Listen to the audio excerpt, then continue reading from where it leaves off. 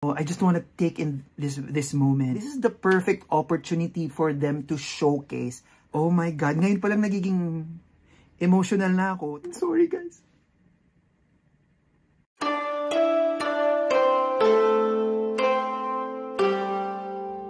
Magandang araw po. Good day to everyone. Konnichiwa wherever you are in the world. Today we are going to react to another SB19 video, and this time I am so happy as a person living here in Japan who's so proud of SB19. They are back on the first take, and this time before this I did not know what song they will be singing. Just an hour before now that I discovered that they will be singing Mappa.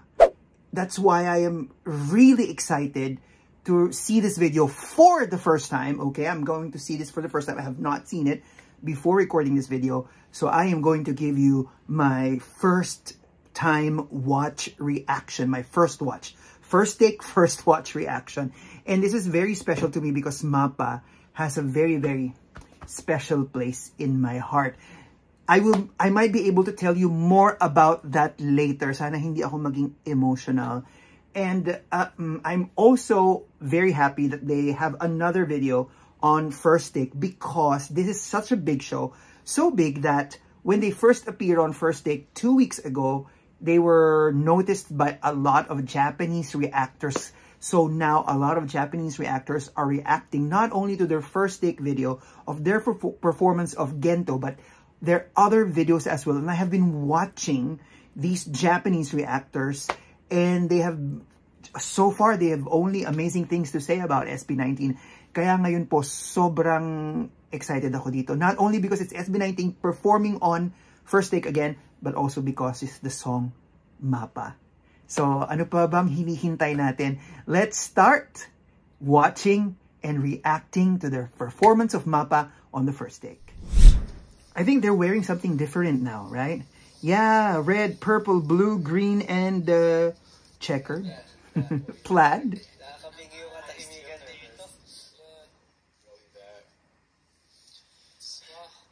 The silence.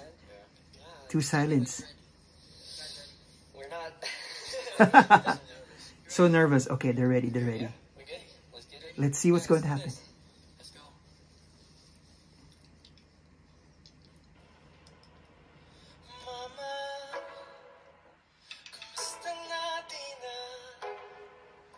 Wait.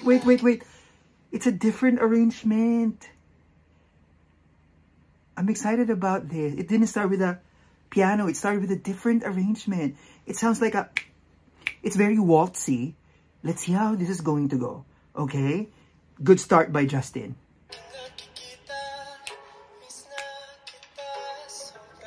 Oh, that arrangement is so cool. I love that arrangement. Yes. It makes you want to dance too, you know. Yes. That was a great start by Justin. That was clean. Sobrang linis. Alam mo yun, like he eased the mood. Binigay na tayo sa mood. I don't know where this arrangement is going. I like it. I was expecting more of a more like the piano, the emotional piano. But it's kind of, it has a beat to it. Let's see where it's going, okay? There you go. Oh my God. Oh my God. Oh. The violin just eased in, and then suddenly it became grandiose and emotional. It became like an opera. Diba? Oh my God. Ngayon pa lang nagiging emotional na ako. Tingnan natin susunod. Ano mangyayari? Oh. Oh my God. Oh my God. Let's sing! La ta ta ta la ta ta ta. And now everything is in. Yes. Oh my God. Oh my God. Puro ko, oh my God. This is what you mean by starting very, you know, yung dynamics, di ba? You start with the nuances, and then slowly the instruments build in, and then it comes to a chorus that feels operatic and grandiose, and then their voices are blending so well. This is the perfect opportunity for them to showcase how good their voices are together, and to tell everybody we're not just dancers. We sing live, and we want to sing live, and we don't only do dance songs, but we have a very, very beautiful ballad with a good message. That's what they're trying to prove here.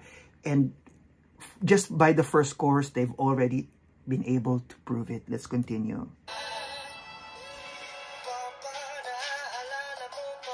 Go, Josh! Come on! Diba? Ooh, that was great. Yes, the harmony. Let's go. Yes.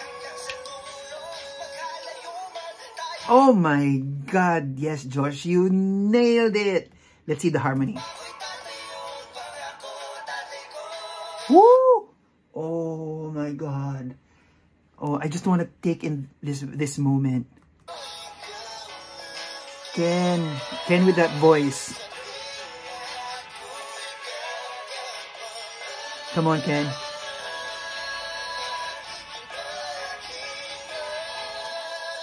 Oh my God. This is so beautiful.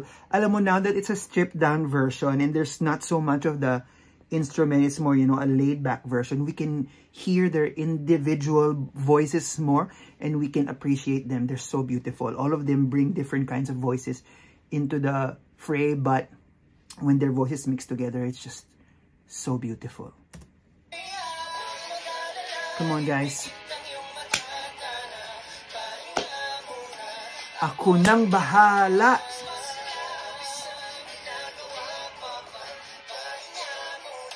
Everybody sing. This song, this part, talagang ano, wala. It just gets you. Yes. Yeah, before we go there, alam mo yung, one of my favorite parts, I don't know, a lot of people also like this part, yung La Chara Chara. Para siyang ano eh, after you take in the message of the song, you just sing along with it while you remember your mama and your papa. Ganun siya ka-powerful. It's probably just like a bridge, pero a pre-bridge, pero it's a powerful part. Sasaya. Galing.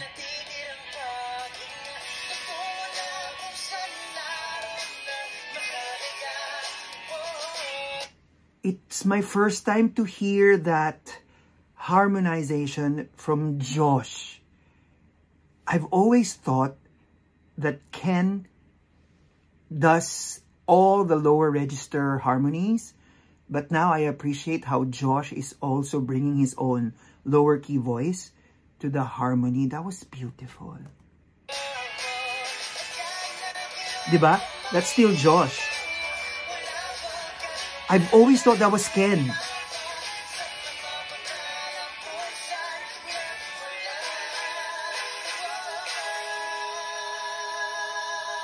Oh my God. It's so beautiful. Teka lang ha.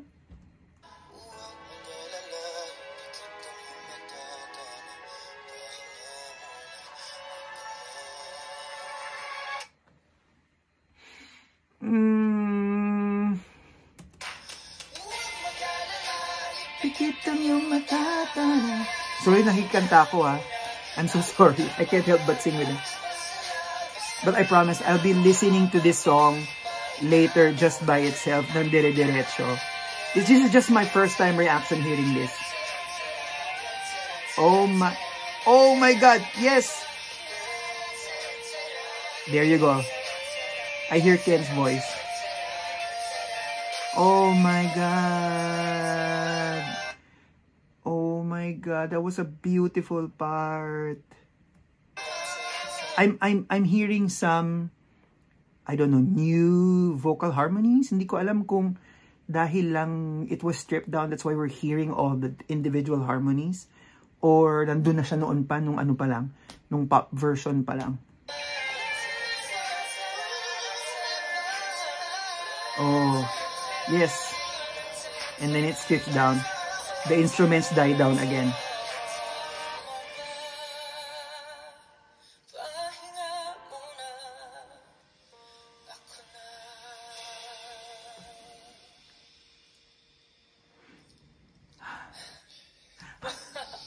Ako din napabuntong hininga.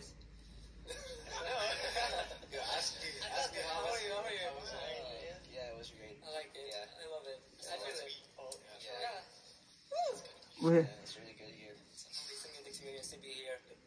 Amazing. Thanks so much. Pati nyo tinanong si Ken. Sabi niya, ask me how it was. Can I just bask in the moment? Kasi sobrang, oh, that was beautiful. I'm speechless and I'm really emotional right now. Kasi this song, Mapa, has a very, very special place in my heart. Kasi when it was released, I was here in Japan when it was released, and it was in the middle of the pandemic and I couldn't go home. So, nung una kong narinig yung Mapa, it really hit me. Kasi, you know, it's a song for your mom and dad, and the reason why I'm here in Japan is because I wanted to work for my family. I wanted to provide more for my family, especially for my parents. Kaya, Mapa has such a very special place in my heart. Lalo na nung, I'm sorry guys. Lalo na nung kinanta ni Justin yung, Mama, kamusta na, di na tayo laging nagkikita. Miss na kita. Sobra.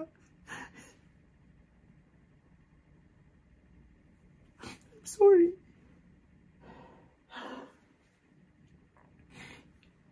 Every single lyric of the song really hit my heart so deeply that it became one of my favorite songs of all time. And huwag niyo ko ibabash, ang uwi ko ba? And hearing this with a different arrangement, with their voices, just their voices, clearer than ever, brought back that feeling na namimiss ko na naman yung mama ko. I miss my dad too so much, but he's not here anymore. He died before the pandemic. Kaya nung narinig ko yun, lalo pa akong naging emotional. So thank you so much. The First Take, for having them again and for letting them sing this song. And thank you so much, SB19, for giving us this gift, this beautiful, beautiful gift of a song to us. And I'm so proud that it has already reached 100 million views on YouTube. They simply deserve it. And I don't know what else to say. That's my reaction to this video. All my natural reactions were already given while we were watching this video, and now this is me being vulnerable in front of you, which I don't do a lot, especially because a lot of my students are subscribed to me, my Japanese students too, who might be watching this. I'm so sorry, but I don't think there's anything wrong with what I'm doing. So I'm just going to just be honest and be emotional and be vulnerable around you. Alam ko naman na you appreciate this song as much as I do, and you know the message of this song. And I'm sure maraming makaka-relate, lalo na yung mga OFWs who are away from their families or away from their parents, and or just simply missing their mom and their dads. I know you know the feeling, and especially those who are working hard to provide for a good life for their family. I know that you will be able to relate to this song. So, well, that was my reaction to the song, the performance of SB19 of Mapa on The First Take. Thank you so much for being with me, for bearing with me. And I don't know how you would react to the emotional reaction that I gave, but that's it. That's me. That's my channel and my show. I'm going to react as honestly as possible to the songs that I am presenting, and that's how I react to MAPA. Thank you so much, and I hope to see you again in my next reaction videos. If you want more content, please like, subscribe, and of course, comment down below. Did the song hit you as much as it hit me? What else do you think about this performance? Maraming salamat po. Arigatou gozaimashita. Bye!